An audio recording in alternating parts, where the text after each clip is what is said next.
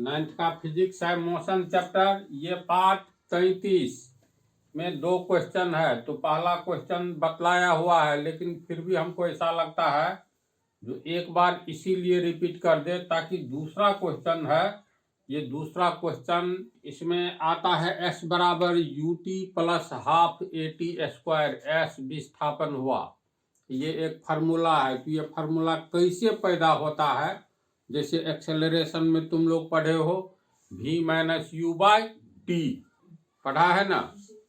तो ये कैसे हुआ, तो इसके लिए बतलाना पड़ा था फार्मूले का जन्म कैसे होता है। तो क्वेश्चन नंबर 2 के द्वारा तुम लोग को पता चलेगा इस फार्मूले का जन्म कैसे होता है 2 के द्वारा। इसके लिए एक क्वेश्चन नंबर 1 को ढंग से जानना जरूरी है, कंसेप्ट बहुत अच्छा से होना चाहिए। एक बार वैसे हो चुका है सेम।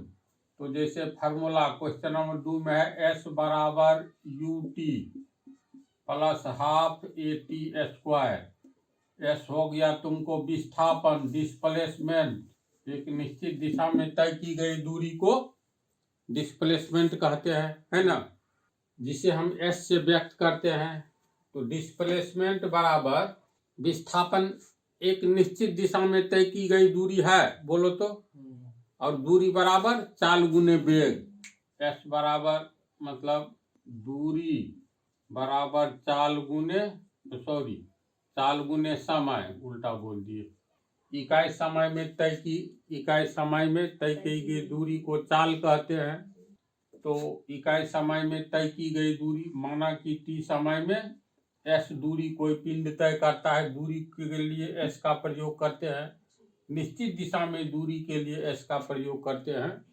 चाल में वो दूरी आएगा ना, उसके लिए भी, उस दूरी के लिए भी एस का ही प्रयोग करेंगे। तो माना कि टी समय में कोई पिंड एस दूरी तय करता है, इसीलिए इकाई समय में यानी एक समय में एस बटा टी, इसी को चाल कहते हैं। तो चाल बराबर क्या हो जाता है, चाल बराबर एस यानी दूरी बटा टी से समय होता है ना। तो ये तो हो गया समीकरण, तिरछा गुना करोगे तो दूरी बराबर चाल गुने समय होगा, यानी दूरी बराबर चाल गुने समय।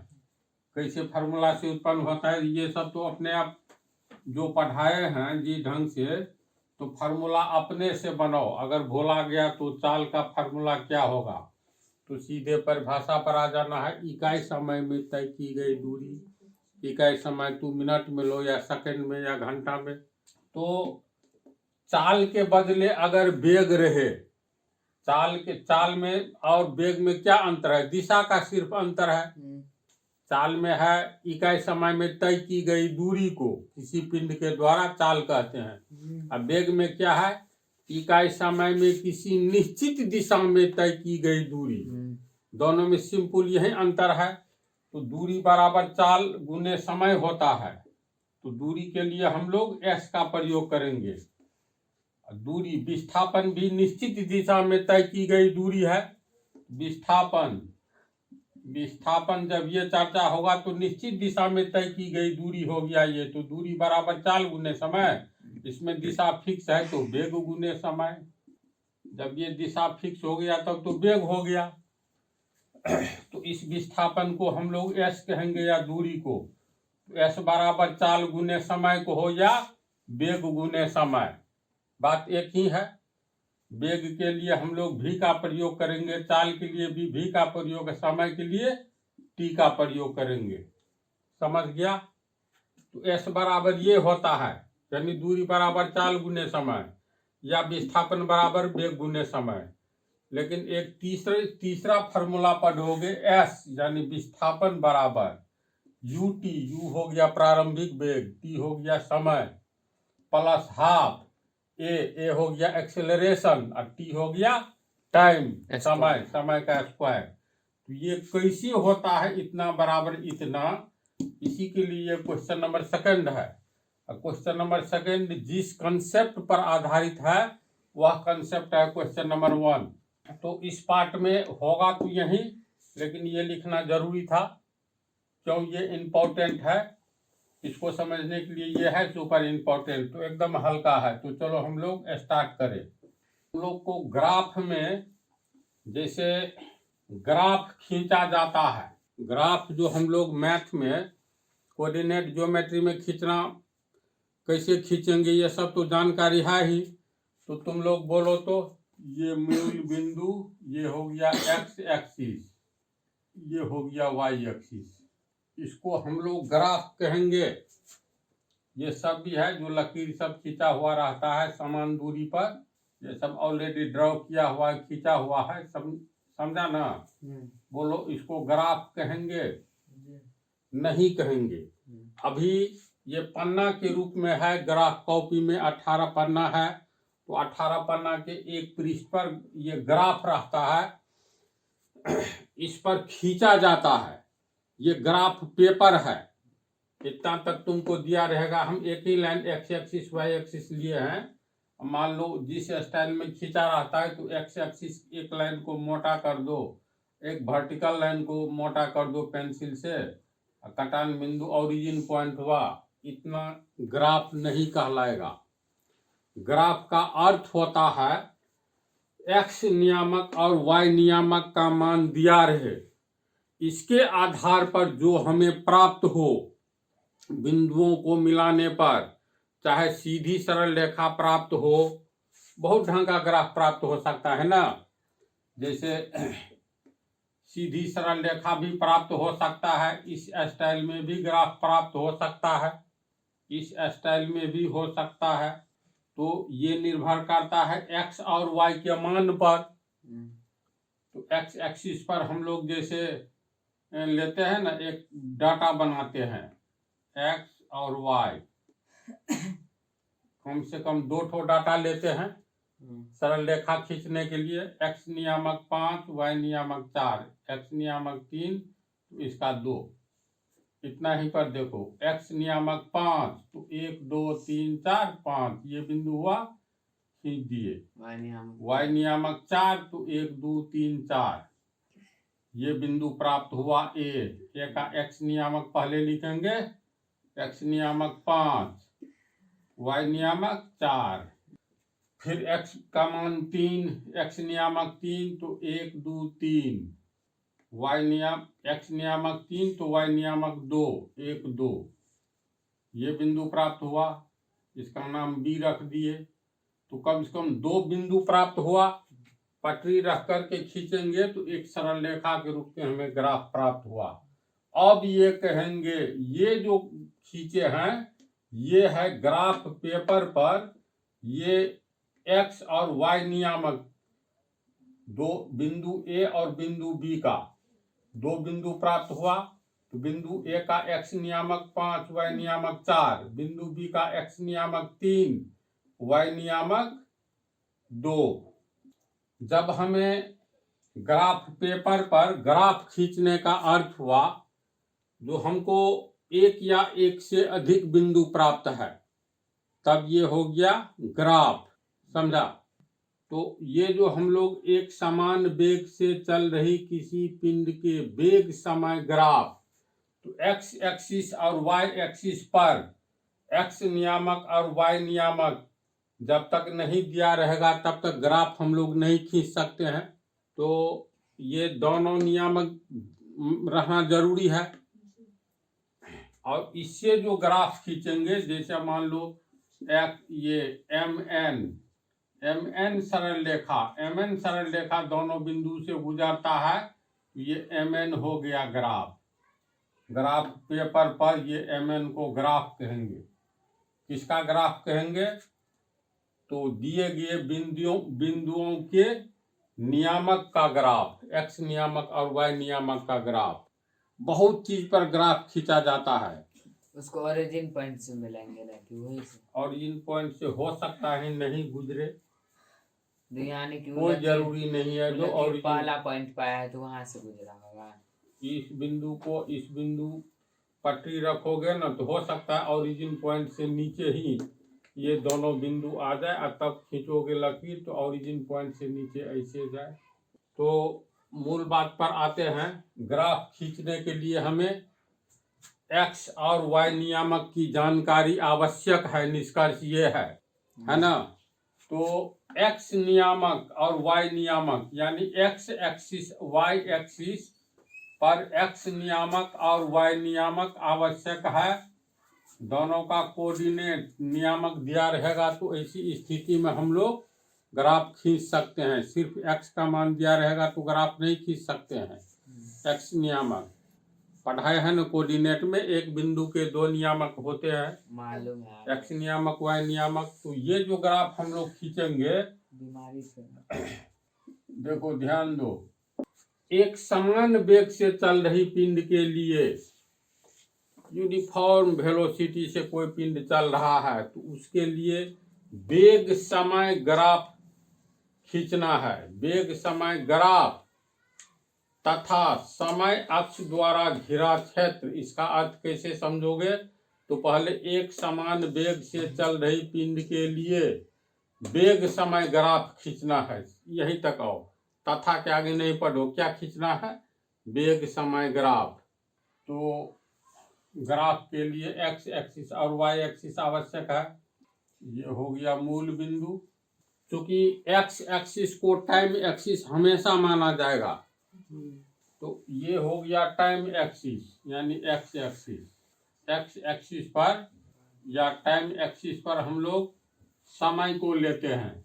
तो यहाँ मान लिए 5 सेकेंड, यहाँ 10 सेकेंड। देखो टाइम इन सेकेंड यानी समय जो है ये टाइम एक्सिस पर सेकेंड में है। वेग को वाई एक्सिस पर लेते हैं, ये हो गया मीटर सेकेंड में। ग्राफ खींचने के लिए हमें एक्स एक्सिस और वाई एक्सिस पर एक्स नियामक एवं वाई नियामक चाहिए। तो अगर हम लोग एक डाटा बनाते हैं, टेबल बनाते हैं, तो चलो ये टेबल बनाए। एक्स पर यानी एक्स एक्सिस पर एक्स का मान लेंगे, एक्स एक्सिस यानी टाइम एक्सिस पर एक्स का मान लेंगे। तो टाइम एक्सिस इस पर तो सेकंड समय ले रहे हैं, वह है सेकंड में। तो 5 सेकंड यानी 5s, s से सेकंड। 5 सेकंड पर कोई पिंड, 5वें सेकंड पर किसी पिंड का वेग 6 किलोमीटर प्रति, ये 6 मीटर प्रति सेकंड था। तो पांचवा, ये देखो 5 सेकंड पर कितना था, 6 मीटर प्रति सेकंड। यानी वाई एक्सिस पर कौन सा मान आया, 6 मीटर प्रति सेकंड। इसको नहीं समझने पर बोलना। फिर एक्स का मान एक्स एक्सिस पर लेंगे, ये 10 सेकंड है। 5 सेकंड, 10 सेकंड, 15 सेकंड समान दूरी पर लिए हैं। तो एक्स का मान जब 10 सेकंड लेते हैं, अर्थात जब घड़ी की सुई 10 सेकंड पर गया, 0 सेकंड से 5 सेकंड, फिर 5 सेकंड के बाद जब 10 पर गया, तो हम लोग उस पिंड का वेग देख रहे हैं कितना है, तो पुनः 6 ही है। तो जब 5वां सेकंड पर देखे, तो 5वां सेकंड पर यानी इसको वाई एक्सिस के समानांतर खींचेंगे। तो यहाँ पर 12:0 है। तब ये सेकंड वाली सुई 1 second, 2 second, 3 second, 4 second, 5 second पर आ गया। ठीक है, ये एक समान तो 5वां सेकंड में देखा पिंड का वेग यहाँ 6 मीटर प्रति सेकंड है। तो एक दूसरे को यहाँ काटा, तो इसको हम लोग मान लिए बिंदु ए का एक्स नियामक कितना, एक्स नियामक 5 सेकेंड, यानी यहाँ हो गया 5 सेकेंड, कॉमा, तब वाई नियामक 6 मीटर प्रति सेकेंड, 6 मीटर प्रति सेकेंड, ऐसे लिखेंगे। तो बिंदु ए देख करके क्या जानकारी मिलेगी, पहले एक्स नियामक पढ़ोगे, तो एक्स एक्सिस पर एक्स नियामक यानी बिंदु ए पर ये सड़क जो है, इस सड़क पर एक लाइन से व्यक्ति खड़ा है। तो यहाँ इस सड़क पर था, तो यहाँ हो रहा था 12:0 अब फिर 1 सेकंड बीता, 2 3 4 5 सेकंड, तब इस सड़क पर समान दूरी पर सब फिर खड़ा है, समान डिस्टेंस, तो इस सड़क पर समान समय होगा। 12:05 हो रहा है, चाहे यहाँ कहो कहीं भी कहो, तो बिंदु ए पर कितना समय हो रहा है? 12:05। तो 12 बजे गौन कर दिए, 0 सेकंड के बाद 5 सेकंड, इसका अर्थ हुआ 5 सेकंड। फिर ये वाई एक्सिस पर क्या लिए हैं? वेग। तो वेग कितना है? 6 मीटर प्रति सेकंड। तो यहाँ पर पिंड जो है समान दूरी पर है, तो समान दूरी पर है, तो ये दूरी बतलाता है ये 6 मीटर प्रति सेकंड का है। तो समान दूरी ये भी बतलाया 6 मीटर प्रति सेकंड के लिए। तो ये हम इसको मिटा रहे हैं बिंदु ए पर। चलो 10 सेकंड के बाद देखा उसका वेग कितना है, तो 10 सेकंड पूरी सरल रेखा पर 10 सेकंड, 12:10 होगा।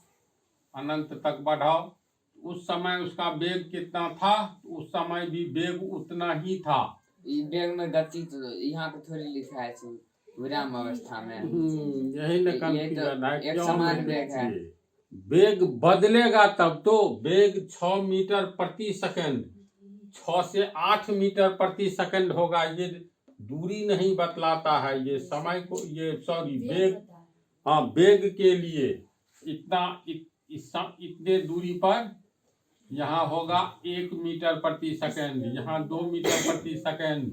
कितना मीटर प्रति सेकंड है वहीं पर? जैसे 6 मीटर प्रति सेकंड के चाल से कोई पिंड जा रहा है, 6 मीटर प्रति सेकंड के एक समान चाल से जा रहा है निश्चित दिशा में, यानी एक समान वेग से जा रहा है। पर कहीं भी अब 6 मीटर पर सेकंड रहेगा जब एगो ले रहेगा ना, ये तो फिक्स है उसका चाल।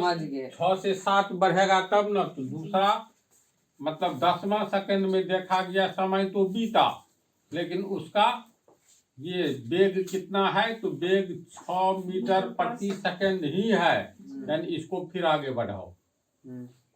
किसी भी टाइम पर वही रहेगा। 15वां सेकंड में देखा समय बीता, तो 15 सेकंड, हाँ 6 मीटर ही, तो 15वां सेकंड पर भी समय तो बीता, लेकिन वेग में परिवर्तन नहीं आया। यहाँ दूरी की बात ही नहीं हो रही है, विस्थापन की। ये बिंदु प्राप्त हुआ। इसी तरह 20वें सेकंड में देखा तो पर भी वेग 6 मीटर प्रति सेकंड ही था, ये बिंदु प्राप्त हुआ। तो चलो यही हम लोग कहानी खत्म करें। तो इस बिंदु को ए, इसको बी मानते हैं, ये सी हो गया, ये हो गया डी। अब यहाँ पर निकालना क्या है? विस्थापन निकालना है।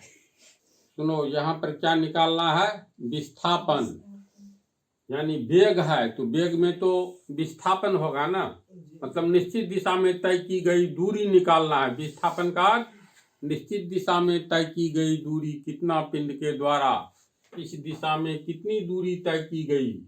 वेग तो स्थिर है, समय बीत रहा है, तुमको दूरी कहीं दिखलाई नहीं दे रहा है। विस्थापन कितना हुआ? नहीं दिखाई दे रहा है। तो फार्मूला क्या होता है? तो देखो फार्मूला होता है विस्थापन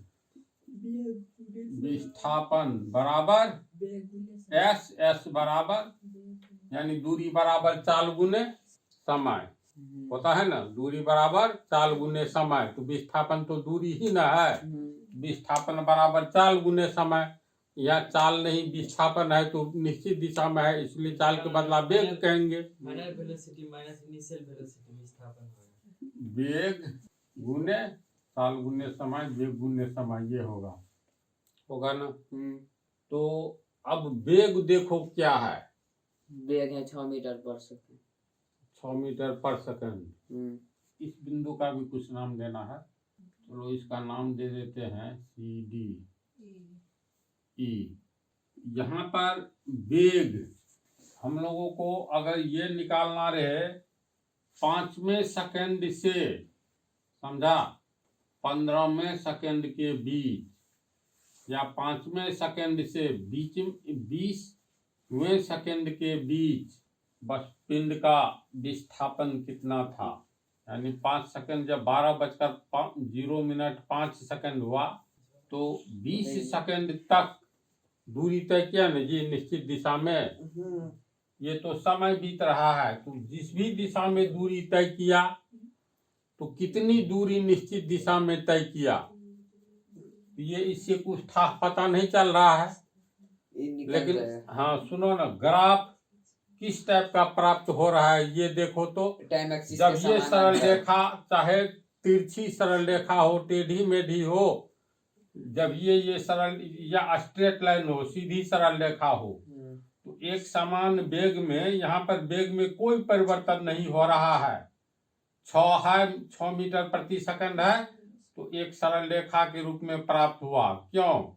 क्योंकि एक समान वेग यानी 6 मीटर प्रति सेकंड के वेग से मोटरसाइकिल बिल्कुल सीधी दिशा में जा रहा है। 6 से न कभी 5 करता है, न 6 से 7 करता है, एक समान वेग से जा रहा है। इसीलिए ये वेग अस्थिर रह गया, तो एक सरल रेखा के रूप में प्राप्त हुआ। अब हम लोग को ये निकालना है, मान लो 5वें सेकंड से 20वें सेकंड के बीच, यानी 5वें सेकंड से 20वें सेकंड के बीच विस्थापन के बीच विस्थापन निकाले, डिस्प्लेसमेंट विस्थापन यानी एस निकाले। तो कैसे निकालेंगे इसकी जानकारी लेना है। तो विस्थापन बराबर एस से विस्थापन, विस्थापन बराबर वेग गुने समय। चलो ध्यान दो, अब यहाँ पर समझने वाली बात ये है, ये वेग समय पहले देखो, समय तो टाइम तो बीता, तो शुरुआती टाइम क्या था, अंतिम टाइम क्या था। तो पूछा जा रहा है 5वें सेकंड से, तो 5वां सेकंड हो गया T1 हुआ ना। इस बिंदु को भी कुछ मानते चले, एफ यानी कि जो पिंड चला वो उसका ओरिजिन पॉइंट एफ से हुआ। हाँ एफ यहाँ पर मान लेते हैं जी। तो वेग गुने समय, तो प्रारंभिक वेग हम लोग को निकालना है 5वें सेकंड से ना। 5वां सेकंड T1 हो गया, और 20वें सेकंड तो ये हो गया T2।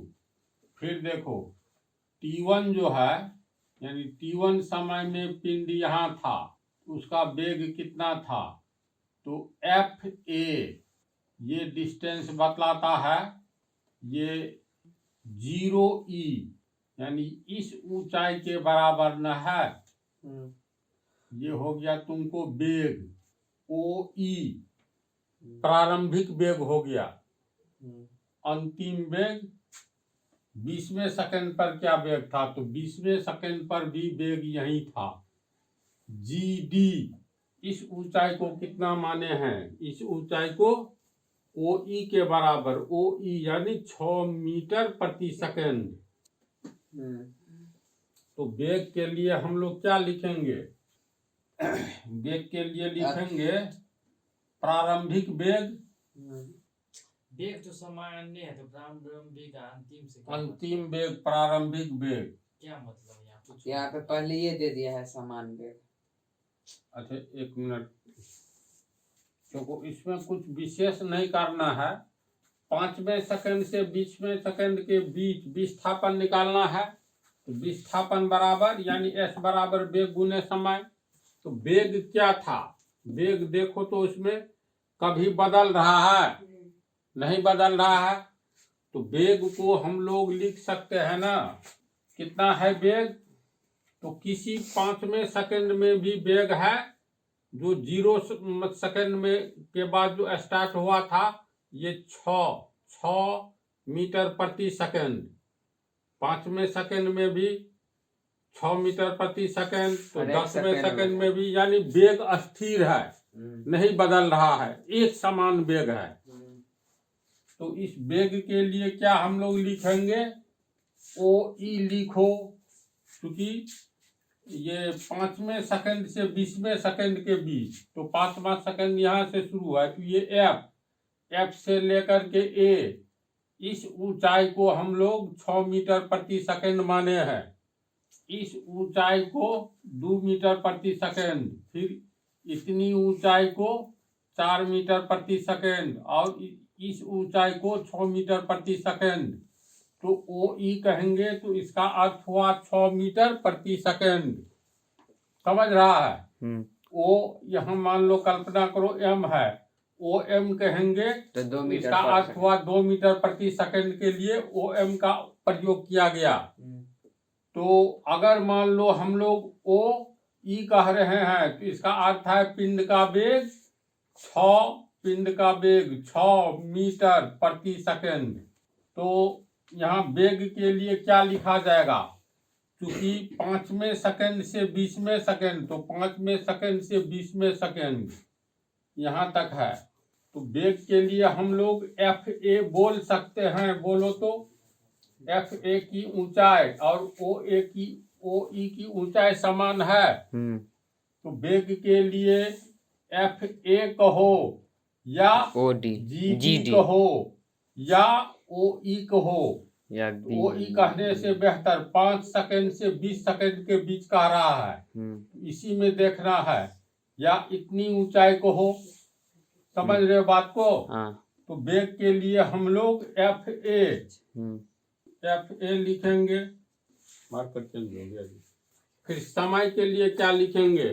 सोचो, टाइम के लिए ध्यान से, हाँ ध्यान से देखो। समय अंतिम समय तो नहीं, प्रारंभिक समय T1 T2 माइनस T1 यहाँ से शुरू हुआ और अंतिम समय T2 है ना। T2 जी पर है, ध्यान दो। O F 5 second, O F की लंबाई किसको दर्शाता है? 5 सेकंड को। घड़ी की सेकंड वाली सुई यहाँ गई तो इस दूरी पर आई तो 1 सेकंड बीता, इस दूरी पर 2, फिर इतना दूरी पर 5 सेकंड बीता। इसका अर्थ है ओ एफ कितना कहलाएगा? ओ एफ बराबर 5, यानी 5 सेकंड के लिए ओ एफ का प्रयोग होगा। इसी तरह यहाँ मान लो के देते हैं इस बिंदु पर, तो ओ के यहाँ पर 10 सेकंड बीतेगा, उसके लिए इस डिस्टेंस का प्रयोग होगा। ओ के बराबर 10 सेकंड। समझ रहा है? ओ जी बराबर 20 सेकंड। सेकंड के लिए नहीं ये दूरी फिक्स की गई है, इसीलिए इस पर समय दिखलाया गया है, समय बीत रहा है, तो इसीलिए इसको टाइम एक्सिस कहते हैं। बात को समझ रहे हो? तू बोल, तू ग्राफ है। अगर ग्राफ का एक बार आइडिया हो गया ना, इसी पर आधारित हिसाब से बहुत है इधर। तो समय तो हो गया T2 माइनस T1 होगा। इससे बेहतर है, इसको ऐसे तो लिख सकते हैं, 20वां सेकंड पर पूछ रहा है, 20वें सेकंड पर। तो 20वां सेकंड कहाँ से कहाँ तक है? ओ जी मूल बिंदु ओ से लेकर के जी पर जाता है, 20वां सेकंड होता है। तो ओ जी माइनस 5वें सेकंड से पूछ रहा है ना, तो 5 सेकंड ओ एफ हुआ। ओ जी में से घटा देंगे ओ एफ जी होगा समय। देखो समय जो होगा यहाँ एफ जी, थोड़ा ब्रेन से सोचो क्यों, ये सब समझना बहुत जरूरी है। समय के लिए एफ जी हम लिखे हैं, क्यों लिखे हैं बताओ तो? एफ जी क्योंकि 20 सेकंड 5वें सेकंड से 20वें सेकंड, तो 5वें सेकंड यानी ओ एफ हो गया 5 सेकंड के लिए। 1 मिनट, ओ एफ हो गया 5 सेकंड के लिए। यहाँ पर 5वें सेकंड से, तो बिंदु एफ से आगे की दूरी 6ठे 7वें 8वें सेकंड के लिए प्रारंभ होती है। तो 5वें सेकंड से यानी एफ से 20वें सेकंड के बीच, 20वां सेकंड यहाँ का डिस्टेंस हुआ कहाँ? ओ एफ हो गया 20। तो 5वें सेकंड यानी एफ से 20वें सेकंड तक यानी जी तक एफ जी होगा। यहाँ थोड़ा सोचो, कोई प्रॉब्लम नहीं ना? नहीं। एफ ए गुने एफ जी। अब ये देखो तो विस्थापन एफ ए गुने एफ जी, इसको तोड़ोगे ना तब वो रिजल्ट आ जाता है लेकिन वास्तव में चलो इसीलिए S बराबर एफ ए गुने एफ जी, समीकरण 1। ठीक है। अब ध्यान से देखो, ए एफ जी डी एक आयत है, रेक्टेंगल। इसको हम रंग देते हैं। क्या जरूरी है? हाँ, तुम्हारा क्वेश्चन बिल्कुल सही है। क्वेश्चन कभी गलत नहीं होता है। रेक्टेंगल क्यों है ग्राफ पेपर पर, ये बोलो। ठीक है, अब रेक्टेंगल लिए हैं, इसी का रेक्टेंगल कर रहे हैं, स्क्वायर भी ये कर तो रहे ग्राफ पेपर पर खींच रहे हैं जी। तो ग्राफ पेपर पर तो सब रेखाएं एक दूसरे के समान, वर्टिकल लाइंस जो है, ऊर्ध्वाधर रेखाएं सब एक दूसरे के समानांतर रहती है, और क्षैतिज रेखाएं हॉरिजॉन्टल लाइंस ये भी एक दूसरे के समानांतर। तो जब एक दूसरे के समानांतर है सब, तो 90 डिग्री पर है, खींचा रहता है। इधर से भी 90 डिग्री। तब कोई भी पार्ट लोगे तो यह पार्ट या तो रेक्टेंगल होगा या स्क्वायर होगा, हाँ, तो दो में से एक ही होगा। इसकी जगह तो आंसर गलत हो जाएगा। गलत नहीं होगा। लीजिए साइड स्क्वायर, भुजा स्क्वायर। आप लंबाई गुना चौड़ाई के बदला भुजा स्क्वायर लीजिए तो। मतलब इस समीकरण में मान लो एफ ए बराबर एफ जी दोनों समान हो जाएगा, तो ये स्क्वायर हुआ। समझा बात? तो एक समीकरण प्राप्त हुआ है ना, मतलब एस बराबर एफ ए गुने एफ जी। तो ये तो हम लोग मान बैठाएंगे तो इसका आंसर आएगा। लेकिन एक नई बात देखो तो, ये ए एफ जी डी एक आयत है, वास्तव में है। ग्राफ पेपर देखा है ना, कोऑर्डिनेट बनवा दिए हैं तुम लोगों से। तो ग्राफ जो खींचते हो तो सब तो एक दूसरे के समानांतर ही रहता है, और 90 डिग्री पर खींचा रहता है सब। तो निश्चित तौर पर यह एक आयत ही है, रेक्टेंगल। तो अब ए बी एफ है।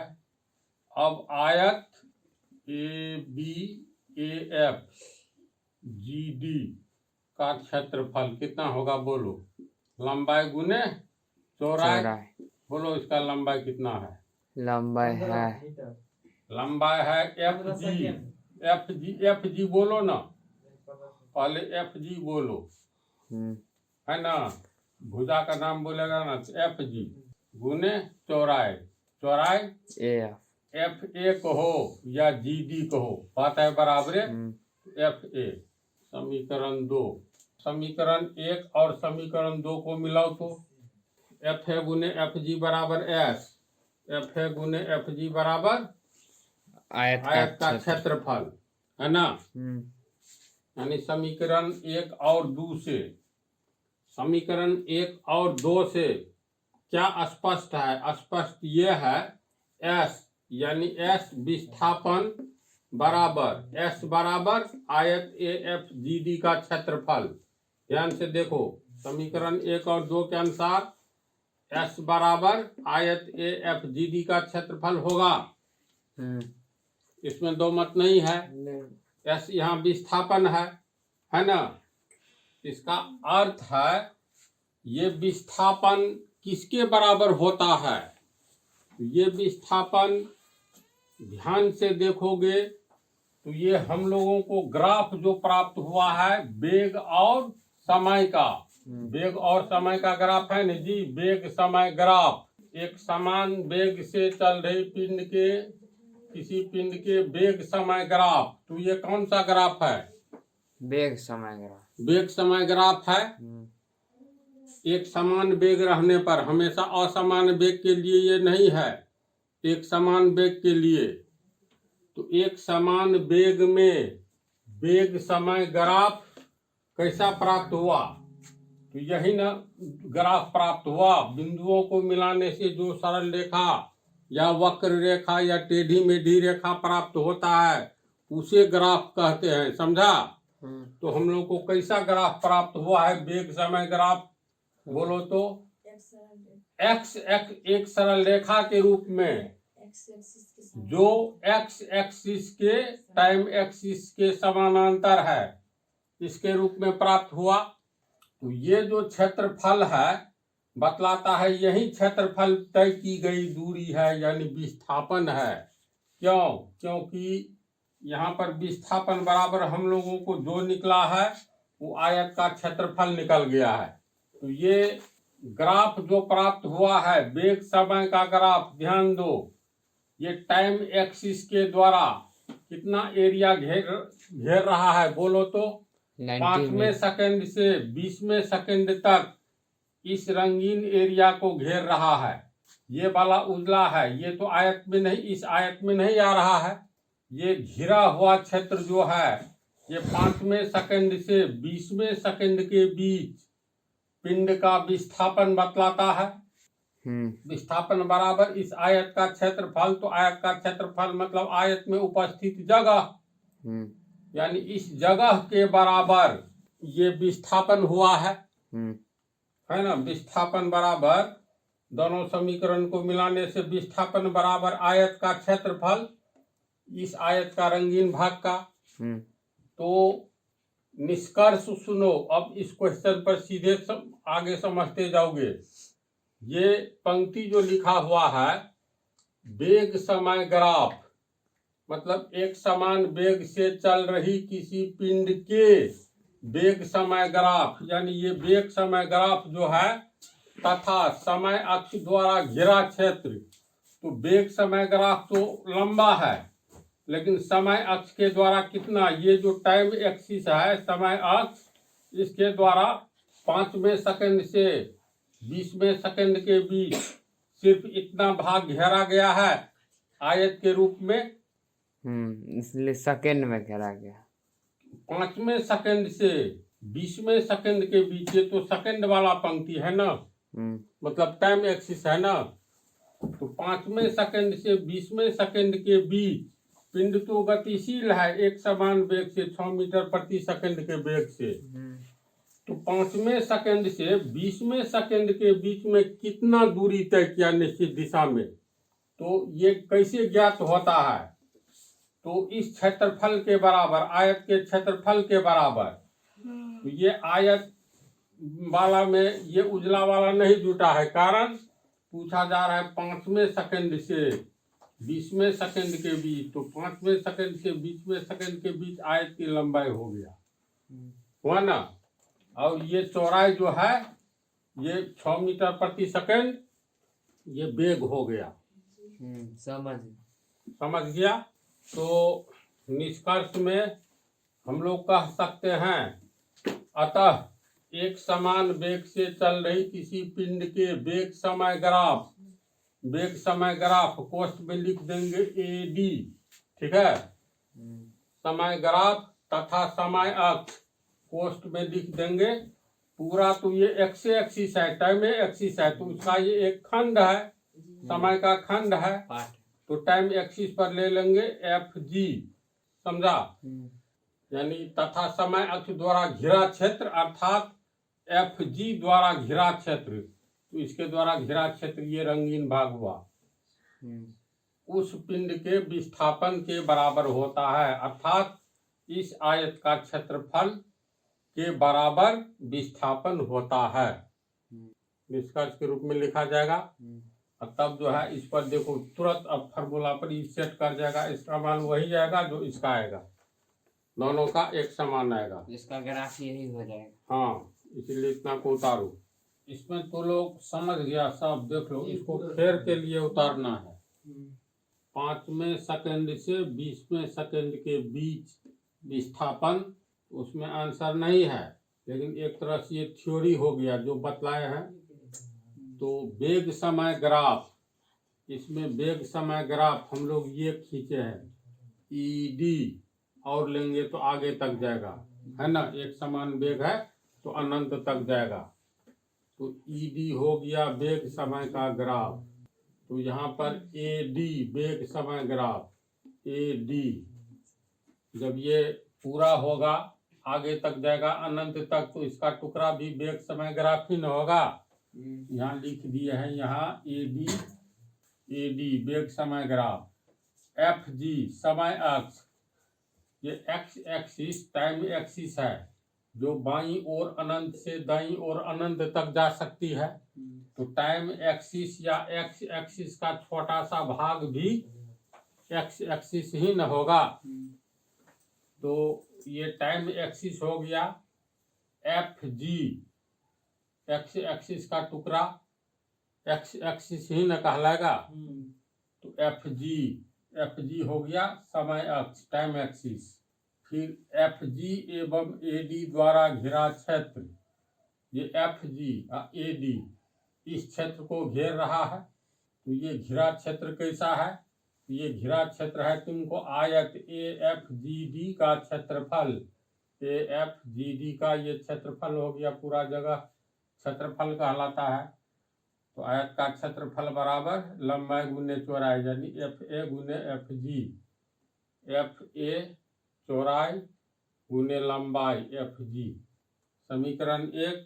फिर विस्थापन डिस्प्लेसमेंट के फार्मूला से विस्थापन बराबर वेग गुने समय, वेग यहाँ वेग जो है 6 मीटर प्रति सेकंड, तो ओ ई वेग की ऊंचाई को दर्शाता है, ओ ई बराबर एफ ए बराबर के बी, सब ऊंचाई तो समान ही है। यहाँ पर वेग के लिए ऊंचाई ले लिया गया है एफ ए या जी डी लो गुने समय। तो समय देखो, समय यहाँ से 0 सेकंड से 5वां सेकंड, 10वां, 15वां, 20वां, तो 20 सेकंड में से ये 5 सेकंड घटा दो, कहता है 5वें सेकंड से 20वें सेकंड के बीच, तो 5वां सेकंड हो गया ओ एफ, 20वां सेकंड हो गया ओ जी। ये लंबाई न 20वां सेकंड को बतलाता है, यानी O G minus O F, ओ जी में से ओ एफ घटा दो, तो 5वें सेकंड से 20वें सेकंड अर्थात एफ से जी तक की दूरी एफ जी निकल गई, तो O G minus O F, 20 second minus 5 second, यानी O G minus O F बराबर एफ जी। ओ जी में से ओ एफ काट लोगे तो एफ जी बचेगा गुने एफ जी।